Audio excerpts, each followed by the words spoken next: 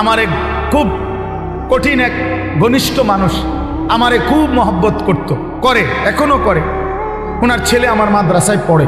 তো একদিন আমি ওনার দোকানের সামনে আমার দেখা হয়েছে। আমি বললাম, কি অবস্থা ভাই? হুজুর ব্যবসাটা ছেড়ে দিমু। আমি কেন? হুজুর আমার দোকানে একটু বেচা কিনা ভালো হয়, এই আমার লগে জিদ কইরা হিংসা কইরা আমার কাছাকাছি একেবারে সাথে আরো 5টা দিছে এরকম দোয়া, মানে হের মাল ডি মতো।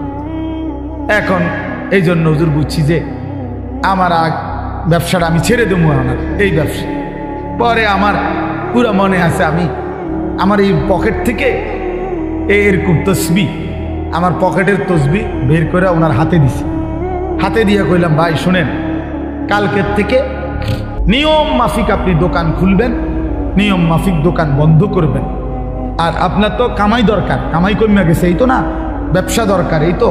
আমি আপনারে বলি, আপনি ক্যাশে বৈশা তসবি পড়া শুরু করবেন। সুবহানাল্লাহ, আলহামদুলিল্লাহ, আল্লাহু আকবার, লা ইলাহা ইল্লাল্লাহ, এভাবে একটার পর একটা তসবি পড়বেন। কাস্টমার আসলে এটা তসবি পড়া বন্ধ করে বেচা কিনা করবেন। তাইলে কি হবে? আমি বললাম, ভাই তাইলে কাস্টমার আইলে দুনিয়ার মাল বেচলে দুনিয়ার ব্যবসা হবে, কাস্টমার না থাকলে তসবি পড়লে আখিরাতের ব্যবসা হবে। তাহলে আর আপনার কামাই বন্ধ নাই, হয় দুনিয়া কামাই হচ্ছে, হয়তো কি কামাই হইতেছে, আখিরাত কামাই হচ্ছে। আপনার আমি আমার তসবি দিয়ে গেল। কত মনে 6 মাস বা 8 মাস পরে আবার ওনার সাথে দেখা হয়েছে। আমি কইলাম, কি খবর, বেচা কিনার হালাত কি? বলছে, হুজুর দোনো ব্যবসা জমজম। দোনো ব্যবসা কি